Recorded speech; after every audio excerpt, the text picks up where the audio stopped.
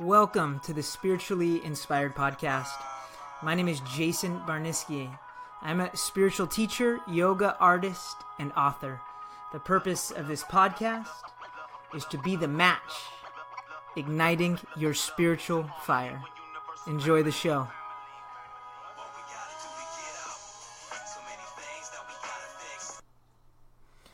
Hello everyone, it's Jason again here, and thanks for joining us at the Spiritually Inspired Podcast. Today I'm interviewing Erez Ascher, and he's the author of Actual Understanding, and he's also the founder of the Soterian Movement, and he's based in Santa Monica right now. So thanks, Erez, for joining us on the podcast. Thank you. It's a pleasure to be here. Yeah, so we met at the not the Be Here Now festival. We met at, what was the name of the festival in Jacumba? Desert Rising, I think that was. Yeah, at the Desert Rising Festival in Jacumba. And oh my gosh, that was such a high vibration event. I want to thank everyone, like Yatri for organizing it, and John Butters, and also Gabriella and her husband Sam, the people who are running the Desert Tower. That was just such a fun, high vibrational event. Oh yeah, absolutely. Yeah, and so Gabriella and I are actually planning right now on holding a smaller event, more like a yoga meditation intensive for 3 or 4 days, and that's going to be in September, so I'll have to get you the info on that. But that's more of less of a party and more of a spiritual exploration or exploration of consciousness type of event. Sounds awesome. Yeah, so tell me a little bit about your work. When we met at this event, we got to talking, and oh my gosh, I wanted you on instantly because I'm definitely a big fan of the zeitgeist and any type of movement that can create a shift in consciousness on a societal level. And you explained a little bit about the Soterian Movement, and then actually sent me the first couple chapters of your next book, which we'll talk about after the podcast. But yeah, tell me all about the Soterian Movement, where it came from, and what you're doing, what you're creating. I'd love to. Thanks.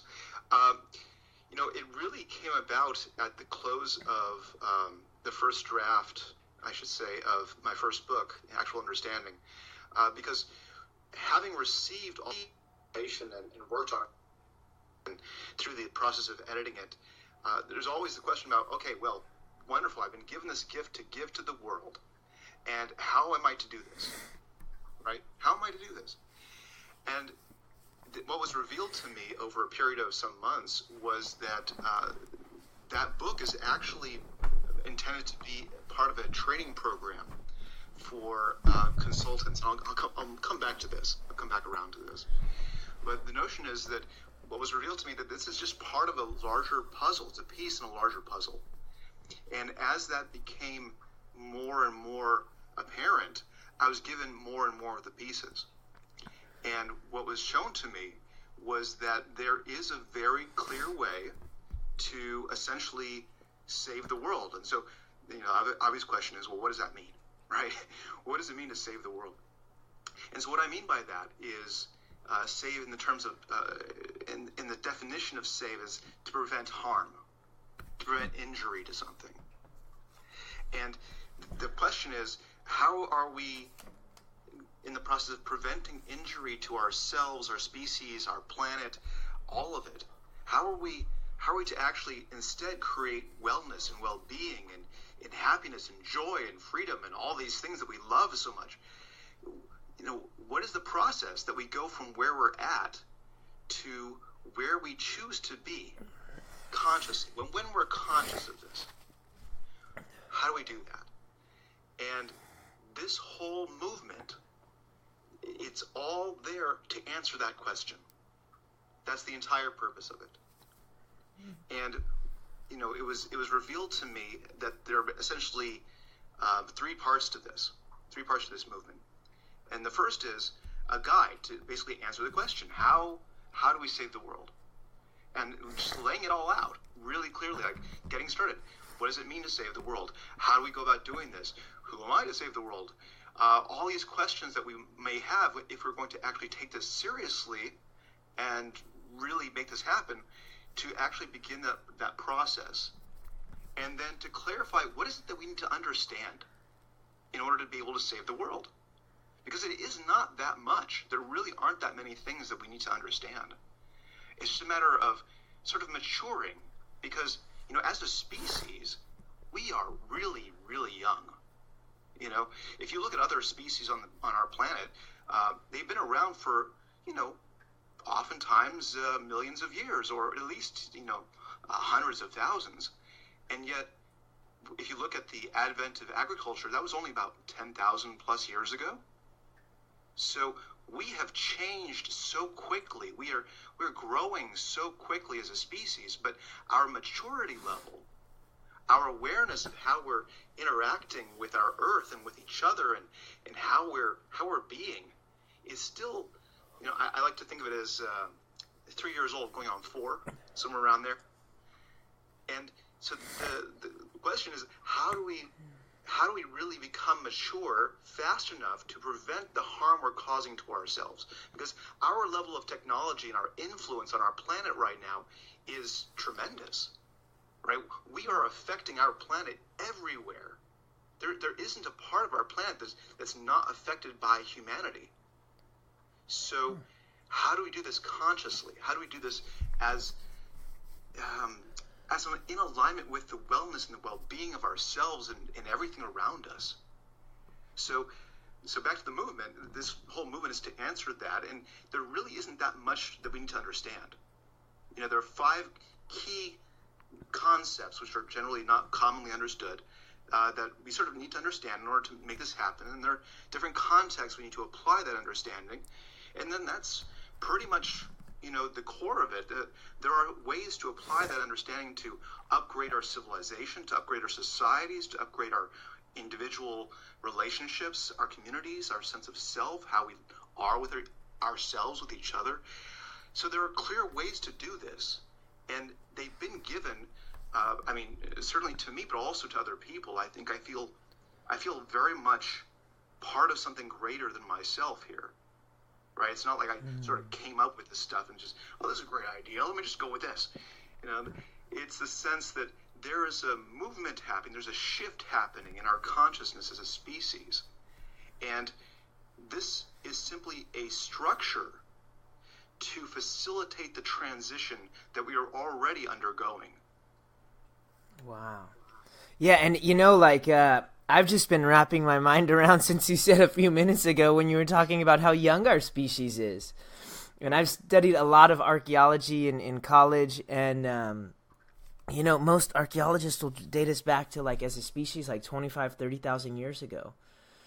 And I'm of the belief that I think humanity has maybe built itself up and eradicated itself, or a meteor came, or for some incredible feat of nature, killed the human race or destroyed a large part of the human race, and then it built back up again. I think that's happened a few times. But in terms of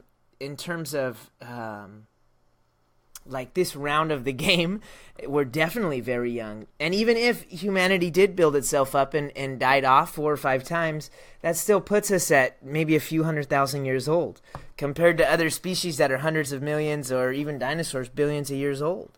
So go ahead. I was going to say absolutely. There's this sense that when our species was even younger, there were opportunities to expand and contract in that way. That we could do so several times, and there wouldn't be any effect essentially on the whole planet, because our degree of spread was never that great until fairly recently. The point that we're at right now is due to an exponential growth curve. The population of humanity has increased on this hockey stick curve, right? And it's a massive difference. It's such a massive difference between even when I was, a boy in the 70s, right, in the 80s. The population of our planet was less than half of what it is now. Oh, wow. And so that sense about, just consider the effects of every individual as an individual, and pretend for a moment that our level of technology was the same as that of the 1970s. right? And even if it was the same, even if the effect that each person had was the same as it was in the 70s, that would still be more than double the population, double the effect. But it's even more so because our level of technology has increased so rapidly, so substantially. You know, the effects of our actions, I mean, it's incredible. It's utterly incredible. If you look at the spread of plastics throughout the oceans and, you know, even all over the Arctic now, it's like it's everywhere. You know, in the gases in the atmosphere, all of it. It's really profound. And with that degree of influence, it comes a sense of duty, a sense of responsibility that, you know, generally speaking, your average 4-year-old is not going to have that much sense of responsibility. It's sort of a sense of, you know, my parents will come take care of this. I don't need to clean up after my mess. And, you know, it's like that mentality, I feel, is sort of where we're at. Yeah, and it's interesting just thinking about that sense of responsibility, because if we were to look back to like the Native American culture in the United States, say 500 years ago, I feel they had that sense of responsibility. Even to when people first started settling, they had a certain degree of responsibility, and I think it perhaps happened in maybe the first or second industrial revolution, where people realized that they could stockpile up vast amounts of money, and as things became more industrialized, their impact, as you spoke of earlier, on the planet would be much, much greater. Yeah, absolutely. And I'm really glad you brought up industrialization, because I think that industrialization is one of the key factors we need to really understand in terms of how it has affected our existence as a species. Because, you know, when you look at industrialization as a whole, you know, there's this mentality that, okay, machines are amazing. They're wonderful. They're able to produce all the surplus, right? We can create value in mass. We can create resources to distribute very, very, very cheaply with manufacturing. And that's true. It's amazing. It's a gift. And yet, we are not machines, right? Our societies are not machines. We are living beings. And so are our societies. So are our organizations, our corporations.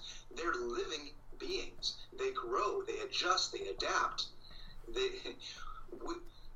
It's not a matter of something being broken, like a machine. It needs to be fixed, right? That assumes that there's a specific design intended, and so you match the specific design, and if something's not working according to that design, you go ahead and fix it because it's flawed, right? That mentality is pervasive throughout our current understanding, our current interaction, our current set of institutions.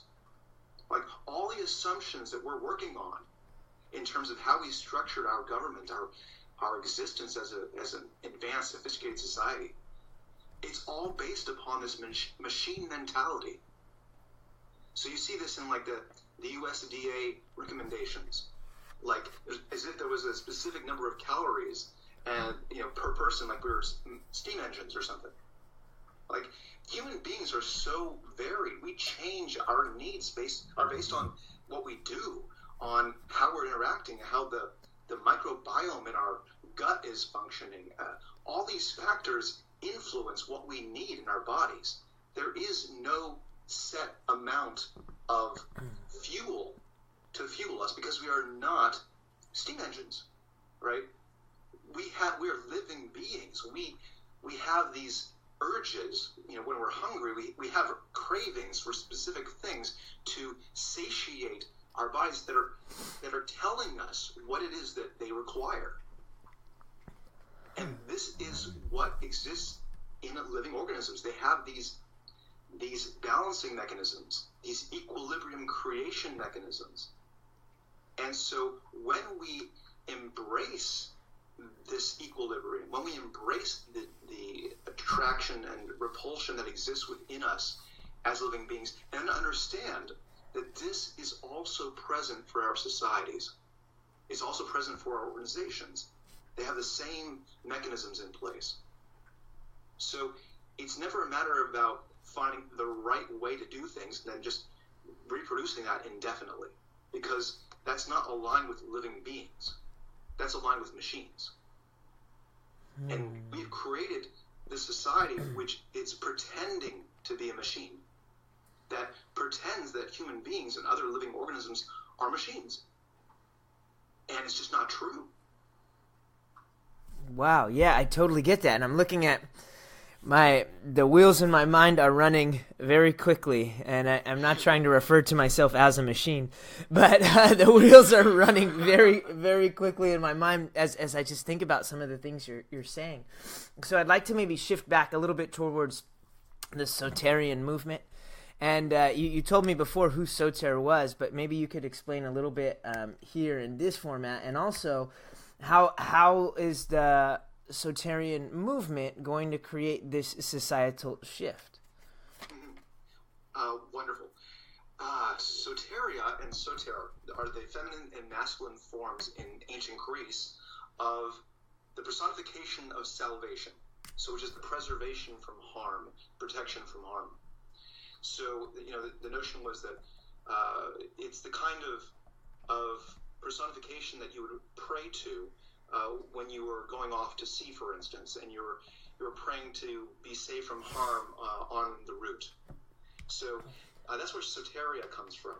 And so the Soterian movement is simply a way of expressing that this is a movement that is oriented on the preservation from harm. It's oriented on salvation of our species and our planet. And so how the movement is to do this, there are three parts. I think I touched on this briefly. There are three parts to this. The first is a guide, the Soterian Guide to Saving the World, which is that how-to manual. How do we do this? And literally laying it all out, saying, here's what we're going to do. Like, this is what we need to know to get started. This is what we need to do. Like, really laying it out. And that brings us to the two sort of branches. One is a nonprofit Soterian foundation, which is used to gather everyone's efforts up, coordinate all the volunteer efforts, community building, training programs, all these things where we're working together to address the upgrade of ourselves, upgrade of our relationships, communities, and our societies. So there are very clear ways that this is going to be done that are described in that booklet, in the 5-chapter booklet. And then there's a for-profit consultancy called the Soterian Consultancy. And the purpose for this consultancy is to essentially upgrade organizations, to make them conscious of the effects of their actions. Because, like us, there's been this faulty impression that our organizations are like machines. And so we sort of make them act like machines. And one of the effects of this is that we've made machines in the form of corporations that the purpose of their existence is to make money, right? That's why we create them, but fundamentally to create value. And that's a very worthwhile thing, to create value, to create products and services that are valued to people. However, when there's this mentality that it's a machine and it just needs to produce more and more money, then there's no consciousness that A, the organization is a living organism, and B, the living organism of this organization is part of a larger ecosystem. It's affecting and is affected by everything around it. So if we're taking value out from, let's say, a forest by cutting down old growth trees to make toilet paper, right? We're taking away value that is intrinsic, that is real value. The value of that tree provides to its ecosystem. We're taking that value away in order to create a lesser value in the form of disposable toilet paper. So in that example is a very obvious lack of consciousness of the effects of the actions. And the Soterian Consultancy exists to guide organizations to become aware and to actually account for the effects of their actions, so that when anybody is putting any time or money or effort into an organization, they can know that their time and money and efforts are benefiting the planet. They're resulting in a net benefit to humanity and to our globe. So that's why the Soterian consultancy exists, and the three parts work together to essentially feed on each other to create sort of an upward spiral of growth. So that's that 30,000-foot overview right there. How do you plan to incentivize the organizations to be more aware of what they're doing? Because, like as you said, now they're a machine, and their only goal, the only thing important to a big corporation, is to make money. Well, excellent question. Essentially, because the appeal, because of the motivation currently for organizations, especially corporations, is to make money. It's necessary to work with their existing motivation. So the question is, how do we do that? So the idea is this: to partner with organizations such that the organizations give the consultancy a small percentage of revenue. So there's a financial incentive on the part of the consultancy to increase the revenue and profit of these organizations. So to explain how this will result in an increase in income in organizations, it results in an increase in income because if you just think about it, let's just put it this way, if you knew that for a given organization that any time and money you put into it would benefit our planet and our civilization, would you be more or less likely to actually spend more time and money for that organization? Absolutely. There's a great example that pops into my head is there's a young gentleman, and he's designed these ships that can clean up plastic from the ocean. Yeah. And his whole plan is to recycle that plastic that's creating mountains in the Pacific right now. And it costs a little bit more to recycle that plastic just because it's been so beaten up because it's been in the ocean. But there's certain companies, and I believe Oakley already has a pair of sunglasses out that are made with plastic recycled from the ocean. So for me as a consumer, I'd be willing to spend a little bit more to know that these glasses are from that. So to almost like as a consumer or as like individuals in society, we can kind of shift the things that we value and take more value out of sustainable products. Absolutely. This sense of just knowing, however, like knowing which organizations, which products, which services are aligned with the betterment of our planet and our species. Like right now, there's all these. There are a lot of programs out there to make companies more conscious, and there are also programs out there that are just these wonderful opportunities to really engage in a very charitable way that's still for profit. And I think those are great and also insufficient, because unless there's a very full accounting and unless there's an alignment, like a very specific alignment for an organization to make sure that all of their effects, all of their actions, not just this one thing, one opportunity to recycle here or there, this one opportunity to look good, but that that even behind the scenes, the employees are being treated well. You know that like the way that they act with their partners and their shareholders and investors and everyone else is all in alignment with the well-being of our planet. Like if someone actually is able to see that, and that's the whole point of the consultancy, because there's a seal, a Soterian seal, that will then be able to be shown for any certified organizations, so they can actually display it to their customers, their partners, employees, and everyone else to show that they have been certified, which is a massive process of validating whether this organization is resulting in a net benefit for our species. And it is absolutely possible to do this. It is absolutely possible to do this.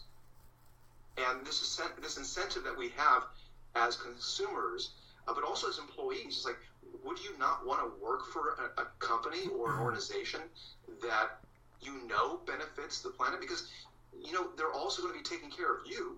because you're part of the planet, right? So you sort of know that they're not only taking care of the outside world, they're also taking care of themselves, their own people, their own resources. And this sort of positive feedback loop of, it's like, if I'm going to work for such an organization, I'm going to give more effort, I'm going to give more time, there's less conflict, we're going to work together on this because everyone benefits. I'm benefiting, my family's benefiting, you're benefiting, the whole world is benefiting. Let's just keep going with this thing, right? Just keep going. And I could totally see the employees of an organization like this just taking much more pride in their work. I mean, I know so many people that work for an organization, and these organizations are not doing things that are good for the planet, and they feel bad about it. But people, I mean, everyone has bills, and they're willing to sacrifice their values to pay their bills at the end of the week. And this may be the case for a large percentage, but if people had an option to work for something that they truly believe in and sustain themselves and pay their bills and do everything that they have to do in the world, oh my gosh, they'd be so much happier and work so much harder, and at the end of the day be just so much more fulfilled as a human being and living their purpose as well. Absolutely. And one thing I like to point out is that it's not even just a matter of working harder. You know, I would say that as a society, we work too hard, actually. I think that the benefit here is that when we're working so hard, but we're not working together in a coherent manner, we're often working at odds with each other, right? We all, like interoffice politics and all that nonsense. It's like there's so much undermining and so much overhead created and so much fear, and it's like, I'm not going to share this information with you because I'm afraid of what might happen. Right? Whenever that kind of situation occurs, there's an inability to effectively work within that organization in a healthy way. And so the consultancy guides organizations internally as well as externally. So it's like how to encourage the well-being of the communication within your organization, how to encourage the well-being of your employees so that they're healthy and happy and aiming to give their best and working with each other flawlessly. And this is not that hard. It really isn't. I could even see encouraging teamwork over competition, and how much energy and time does that save? Like, I've seen different scenarios in large businesses where different little sections of the business need to put in 5 different proposals. Each needs to put in, instead of everyone working together and putting in one proposal. How much time and energy does that save, and how much more skills of the whole does that utilize? Absolutely, 100%. And I think the thing about this dichotomy between cooperation and competition, I think it's all based on this notion that that people don't cooperate effectively. Because when you have a situation which is ill, it's not functioning to its maximal capacity. Right, which is how I define wellness and illness, by the way. So to clarify, I define wellness as the maximal ability to function. So it can be applied to anyone or anything, any living organism, any machine. It's all sort of the same thing. It's the maximal ability to function. And so illness is correspondingly a minimization of the ability to function. And I think that this whole dichotomy between cooperation and competition is based on this faulty notion that we have difficulty cooperating, when that's not actually true when our organization, when our interactions are in wellness. When we are well, when we are open to other people, when we are sharing and we are invigorated with the sense of something greater than our individual selves. When that happens, we cooperate seamlessly. We are a social species. We exist to cooperate with each other. Not to really compete with each other, but to cooperate. And the sense that we must go to competition, it's sort of like saying, we can never be well, we can never be healthy, and so we can't rely upon wellness to facilitate real cooperation. And so we're going to compete instead so we can get something done. And I think that just goes away when we're actually living in wellness, when we're functioning in wellness, not just as individuals, but also as organizations and communities and as societies. Yeah, and I'm just thinking back to like my decades of martial arts competition, and the difficulty in competition always came from trying to compete with other people. But when I really made it about being the best me, that's competing with myself. Competing with who I am is really just trying to be the best individual that I can be. And so, yeah, in terms of the Soterian movement, how beautiful that we can be the best society possible if we just work together collectively. And really, wow, it's exciting to see that there is potential for change. And it's just shifting some of the things down at the root of the basis that we operate. Yeah, absolutely. And yeah, 100%. The sense of, you said, competing with yourself, I see it as really being the fullest expression of being possible. Like, if I choose to be the greatest expression of myself, and I show up in the world as the greatest expression of my being, then would I not be in service to everyone else, versus being a cog in a machine? Absolutely. Right? Am I not able to add more value as an expression of my greatest self? And I think the answer is obviously yes. Obviously, if everyone is functioning as an expression of their greatest selves, and we're in support of each other in this process, then we are able to produce to our maximum capacity. And it's just a matter of encouraging this and supporting this, and that means supporting each other. And it's just an entire system.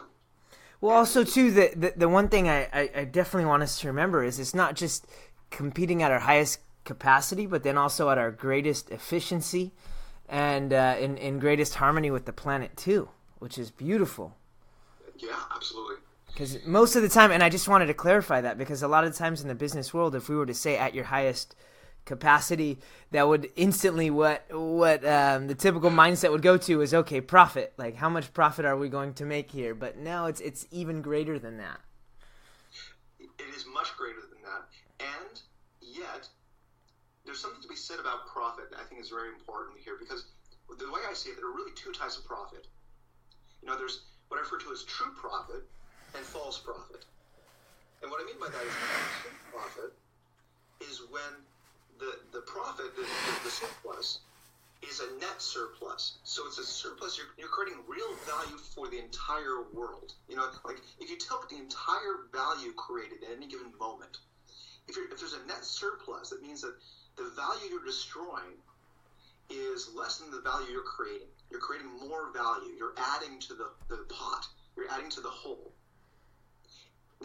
This challenge is when we're basically creating false profit. And false profit is when we are essentially getting a profit for me at your expense. And whenever this sort of thing happens, it's sort of an absurdity, because we're all part of the same society. We're all part of the same species. We're all part of the same planet. It's sort of like, for me to extract from some other aspect of our collective being, to extract some value and get something out of it which is actually worth less than what I took, right? That is false profit. That is just not real, because that's a way that we have gotten into this downward spiral of trying to create value by basically destroying more value than we're creating. And that is what we're here to change. That is what it is time to change. How would, and I mean, I love that idea. It's absolutely beautiful. And what pops up into my head is like what really runs our economy. Oh, I don't know if the right word is runs it, but it's at the foundation of our economy, at least the way it's set up today, is the stock market.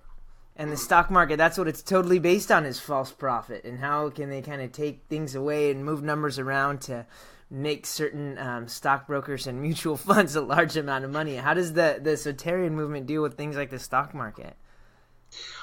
Wonderful question. So, I see the stock market as basically a side effect. I don't see it as necessarily a direct cause, so much as a side effect of the structural systems that we have in place. So it goes back to that sense of false profit. What are the stock markets valuing? They're valuing money. Okay, well, what is money? Well, money is a medium of exchange of surplus resources, right? Because if there wasn't any surplus, then there wouldn't be anything to trade.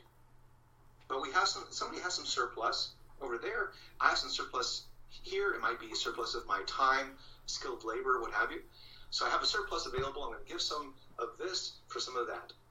And we're going to use money as a means of exchanging that. All right, great. Money is very useful. But it is absolutely not the point. Because money is a shared illusion. The only reason it works is because we agree to have this exchange. We agree to place a value on the dollar bill. It is this shared value that is, it's an illusion we create because it's useful, right? It's a very useful illusion, but it is not real. What's real is the actual value we create. What's real is my labor or that product or service, that thing I can feel, the tangible, the experience, the phone, and the apps on the phone, that's functionality, that's something real. I'm able to interact with it. Okay, but the monetary transaction, well, the money itself isn't real, the transaction's real. So if we're actually having a stock market or any other system which is fixated on a shared illusion, then, all right, great, it can be useful to facilitate that illusion, but it's still an illusion. And what matters is what's real, right? What matters is this moment, this sense of, in this present moment, what I can feel, what I can see, what I can touch, the meaning we're exchanging, what I'm gathering, what you're gathering, what we're sharing, the fullness of each moment, that is what is important. And stock markets do not facilitate that reality. They're simply a means of facilitating an illusion. Wow. Okay. Yeah, I don't think I've ever taken this many notes during any podcast ever. I'm like pulling out Post-its all over the place. Like, okay, I need to write this down and write that down. Wow, these are some really heavy, beautiful thoughts. But I totally agree. It's an illusion. And because, like, yeah, the whole purpose behind the stock market. So what would be the shift? How would we shift societally to a system? Like, perhaps give me an outline of a system that could work in place of what we're using now. So in order to be able to do that, I sort of have to refer you to the Soterian Guide, because that's sort of why it exists. It's to provide that real clear explanation, because we can't just change one aspect of our society and pretend that's going to do it. It goes back to that whole notion of true profit and false profit, right? How do we get the stock market to only, consider essentially organizations, corporations that are creating true profit? Like, how would we do that? Wow. We can't directly do that because the structure of the stock market does not facilitate it. So in order to be able to get to that point, it's necessary to essentially upgrade the way that we're treating value, the way that we're understanding what we are, who we are, what we're doing. Because if we keep doing variations of the same thing, we're going to get variations of the same results. And that's just not going to fly because it's completely unsustainable.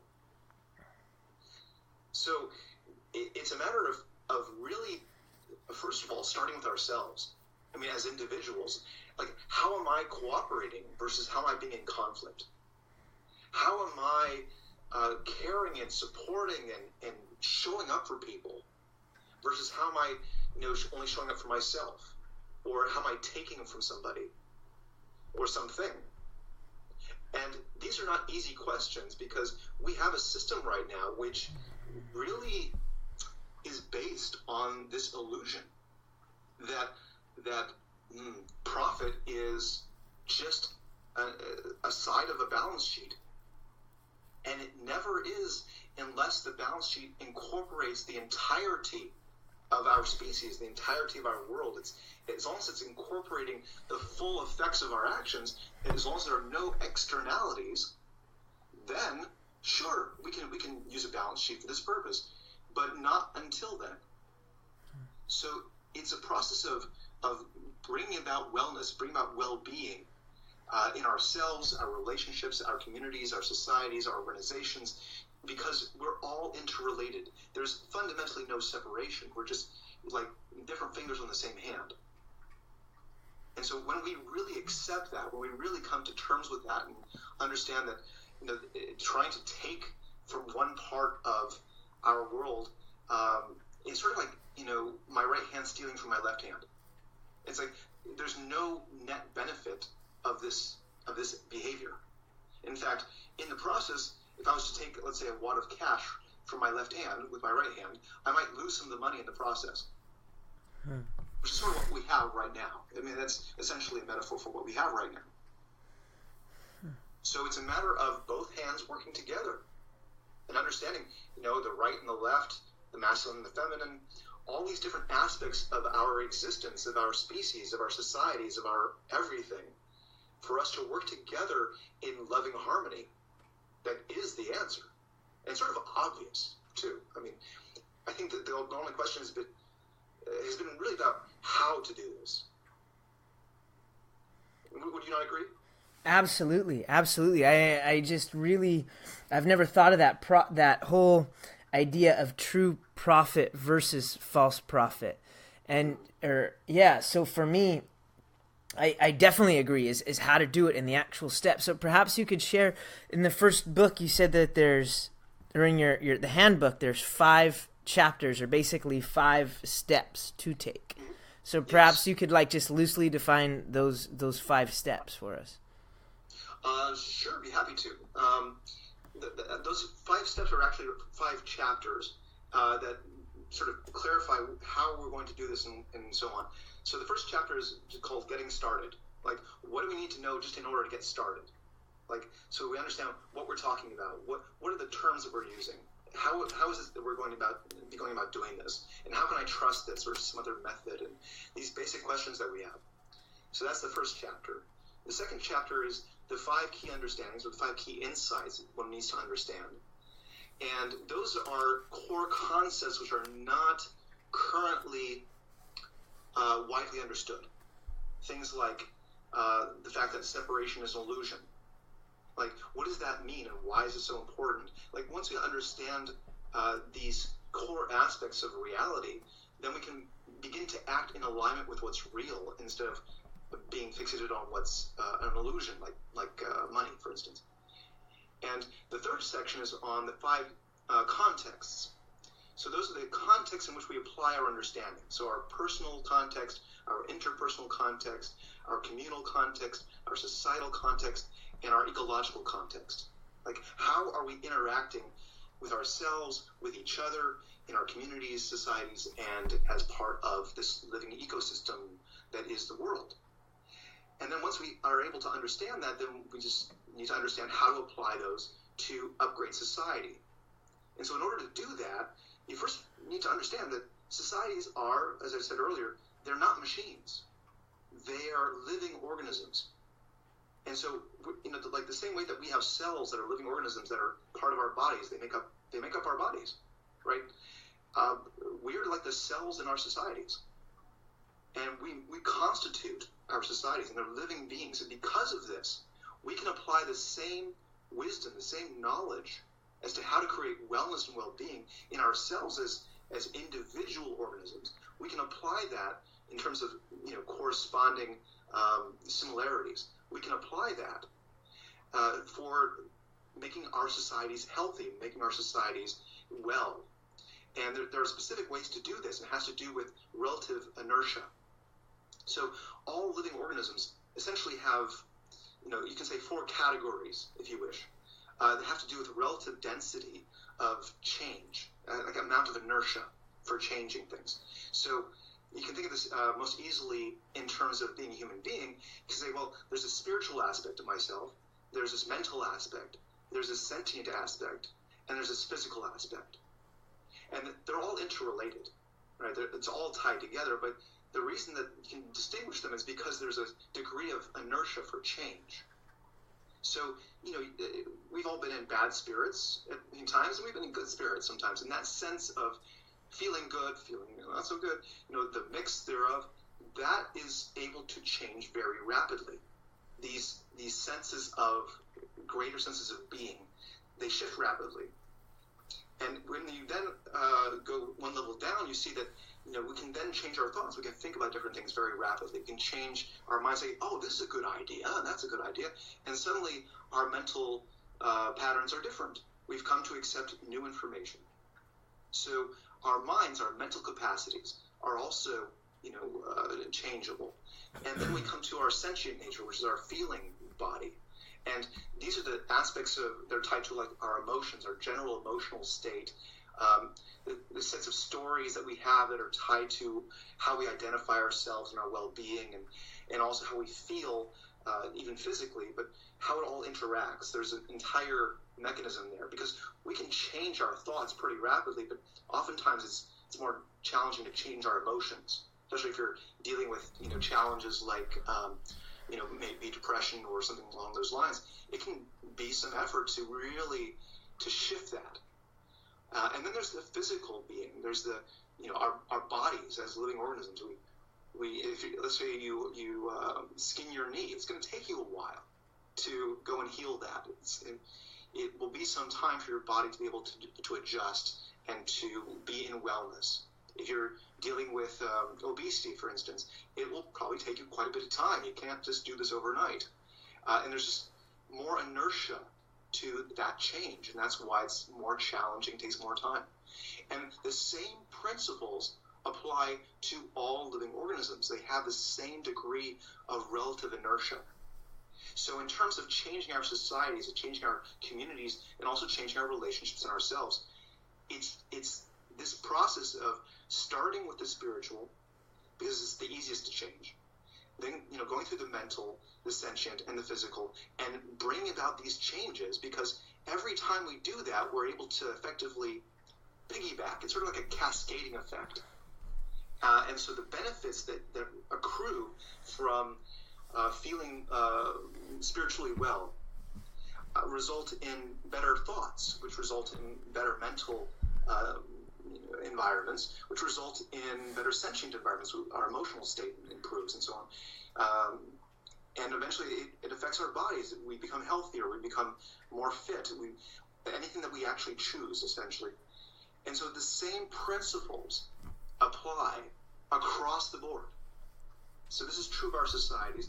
And knowing this is simply a matter of applying these things, applying this knowledge to our societies, understanding which aspects of our societies are aligned with its spiritual essence, mental essence, sentient essence, and physical essence, and applying those. And the chapter 4 actually clarifies exactly what those are and how to go about doing that in a pretty clear way.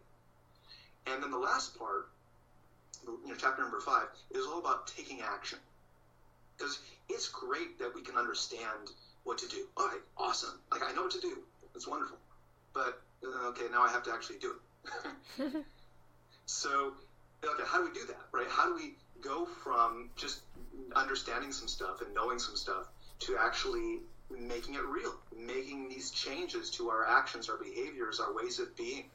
And so that's what chapter 5 is all about, how to take action with ourselves, our communities, our relationships, our societies, and the whole 9 yards.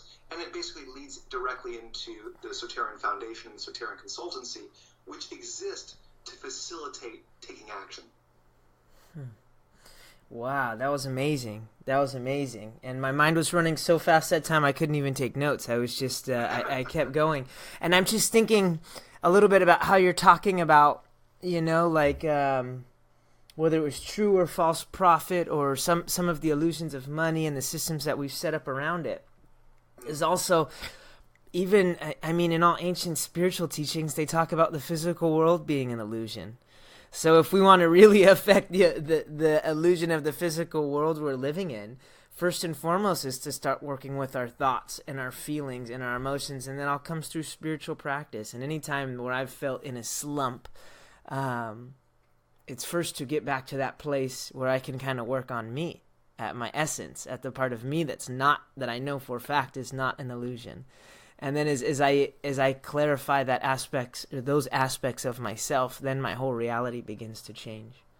Mm-hmm, absolutely.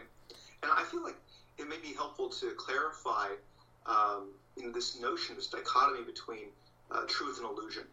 It's a range, it's a spectrum, it's a polarity, it's a duality that exists between truth and illusion. And I think that people, I've seen this definitely in conversation, when people come across as being rather fixed and like, yes, I know something that's true, this is what's true, I know it, right? And so I think it's important to clarify what I'm talking about when I'm talking about truth versus illusion. So the way that I see truth is sort of like an elephant in a room, okay? And it's like it's there. It's big, it's real, it's there, okay? But our ability to perceive that elephant is not the same thing as the elephant. So our nervous systems are sort of like cameras, and we can take pictures of, the room the elephant is in, and some of those pictures will contain some elephant, and some won't, some will contain more of the elephant than others. And you may be able to actually, back up far enough away that you can actually get a picture of the entire outline of an elephant. Okay, so great. So we can get some images, which are themselves illusion. They're not real. They're not the elephant. So we can get some images and senses of what truth is, but no matter how much photography we engage in, no matter how many pictures we take that are aligned more or less with truth, there is no set of images of the elephant that ever equal the elephant. Right? The elephant is itself. It's a distinct thing. We are just taking snapshots. We are just creating illusions. And when we create these illusions, we're able to share them with others the same way I can send you a photo, right?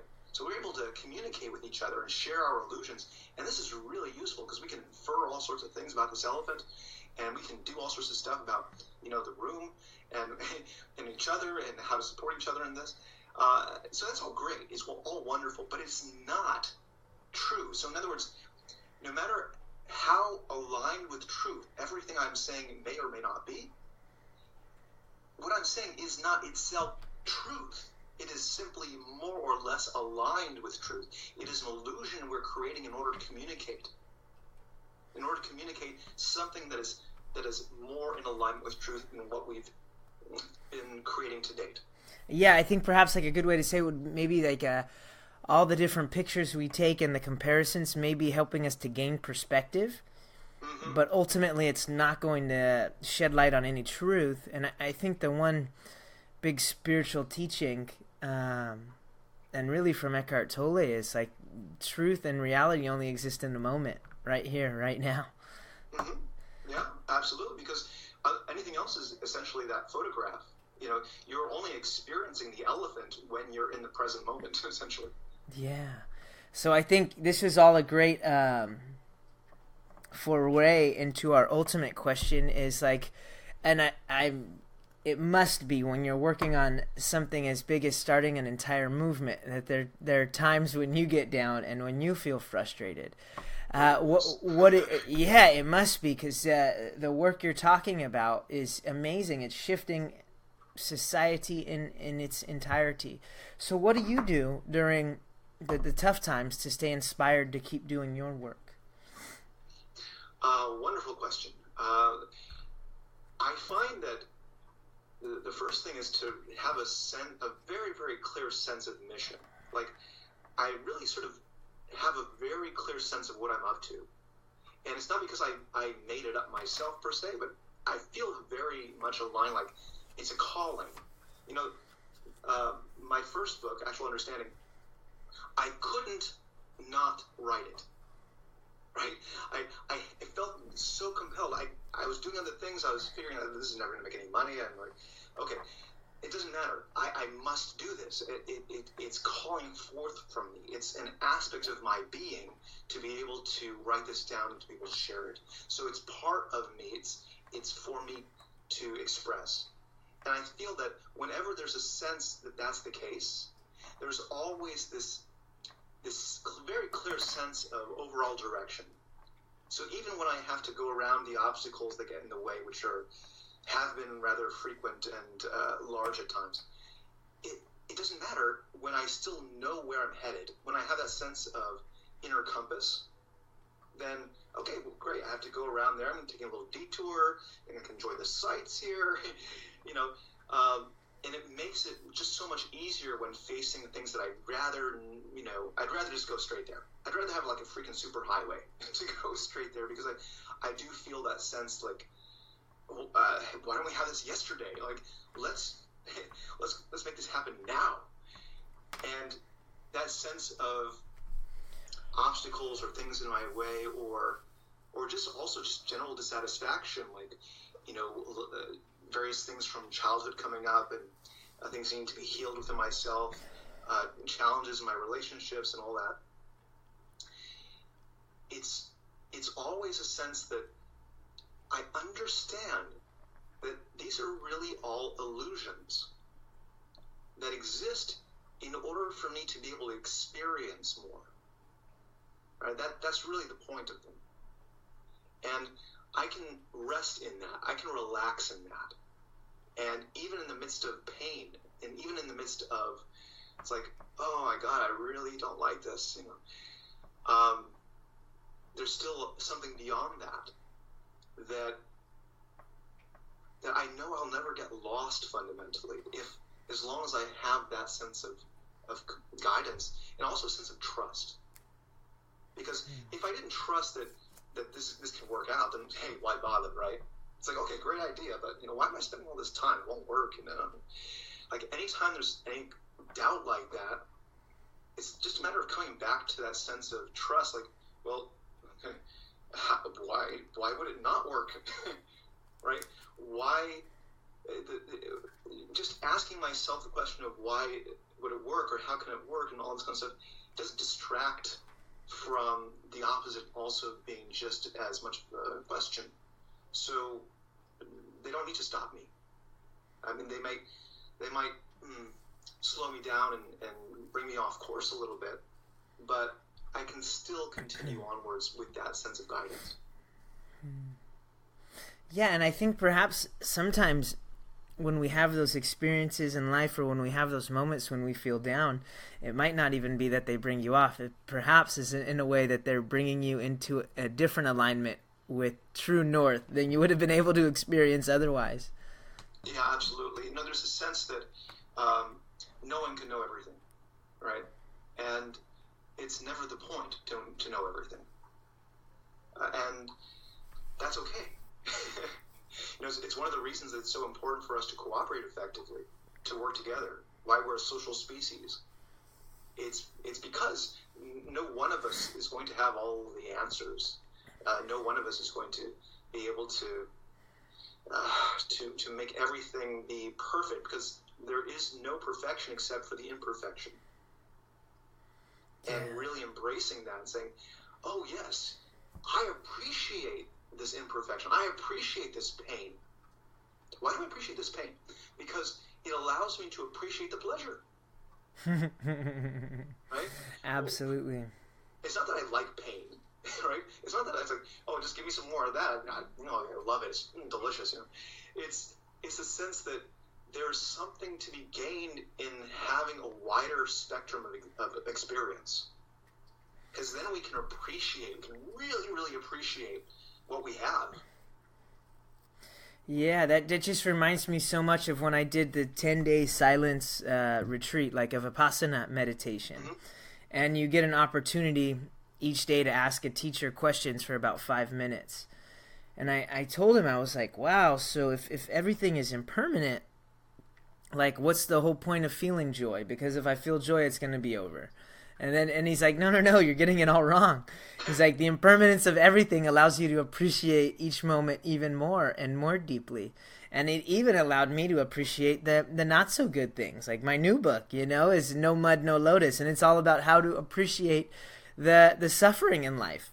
Because the suffering in those difficult times allow us to appreciate the positive times even more. Absolutely. And there's a sense that, to continue answering your question a little bit, when there have been those times where everything's sort of going right, and I feel great, and it's all amazing, it's easy to get into those states where it's like, okay, well, I'm waking up another day. Okay, another beautiful day, another wonderful day. Okay, another wonderful day, another wonderful day.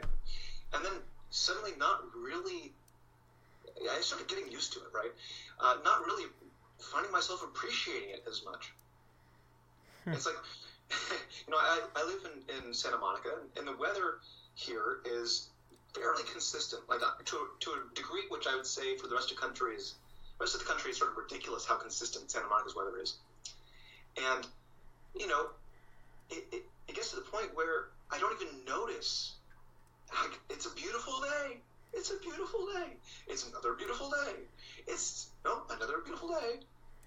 And when those days come where you get rare, but when those days come where the weather is pretty stormy or, wet or cold or otherwise less pleasant or really hot, whatever the case may be, it's possible to really appreciate so much, to appreciate all those many days of perfect, so quote unquote, perfect weather, when that imperfect comes along. And to savor the imperfect. I love the rain here. I love the storms. I love the wind. Even a heat wave now and there. Go to the beach. It's great. It's an opportunity. It's an opportunity to revel in the fullness of the various opportunities. And that's absolutely applicable to every aspect of our existence. Wow. Yeah, it blows me away every time on this podcast when I ask this question. The guests always have this great answer, and what they say and what I hear are totally different. Because what you say is a beautiful expression, and I feel the same way. I'm living in an area where it rains maybe 1 inch a year. And now whenever it rains, I get so excited in the desert, and I'm so happy to go out and see even on a cloudy day.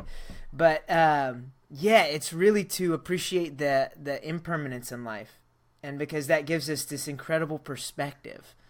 And so in the times, and for me, when I felt really down, it helps me to get out of it by recognizing that everything is impermanent. And, so to every sunrise, there is a sunset, and to every sunset, there will be following another sunrise. So I love that, your recognition of the impermanence of all things. And it's so funny how... Funny's not the right word, but it's just so interesting about how you're creating this movement to really transform society as a whole. And that's really one of the greatest arrows in your quiver is to recognize the beauty of all impermanence. Mm-hmm. Absolutely. And so, I think it's really important to apply this in that sense of society, because it can be very easy to get down about how, ill our society is, how, physically ill much of the population is, right? There's lots of things that we could get down about, and yet, knowing that all change occurs in cycles, so it's not linear, it never was. All change occurs in cycles. So the fact that there was a great degree of illness being created, in our society for however many years, just means that, okay, great, we've experienced that. We're now able to go from there and know what not to do so much, know what we don't like as much, and start creating that which we do like, that which we feel, enlivened by, that we feel energized by, and knowing that it's all cycles. Beautiful. Well, thank you so much, Erez, for coming on my podcast and sharing. We'll have to do this again when your next book comes out, and we can go a little bit more into detail. And I'm sure by then you'll have the nonprofit up and running, which we'll talk about that after we get off the podcast momentarily. But if anybody listening wants to get in contact with you or find out about your work or your books, where can they find you, perhaps on social media or your websites, and then how can they find your books? Great question. I think the best place, given that there's all these pieces that are not yet complete, they're all in progress, but the piece that is worth pointing people to is just going to Soterian.world. So that's SOTERIAN.world in your browser. And that's going to be the main page for the Soterian Movement. Right now, it has a little form where you can add your name and email address to be on the mailing list, so that you can be informed of all these things that we're making progress on, even while we're building out all of this structure, because there's a lot to it. We have 7 websites to build, doing 5 promotional videos just to get started. There's the nonprofit, there's the for-profit, there's the book to write, and then there's the audiobook and the workshops. There's just a lot of stuff happening. And so it's really all in process right now, and I would love to get anyone and everyone's assistance on this. And going to Soterian.world is the fastest way to make that happen. Wonderful. Yeah, and I'm excited to help too, especially with maybe some of the nonprofit stuff. But yeah, so definitely anyone listening, go to Soterian.world. I'll have the link at the bottom of this podcast. Thank you so much for your time, Erez, and we'll talk soon. I look forward to it so much. Thanks. Mm-hmm.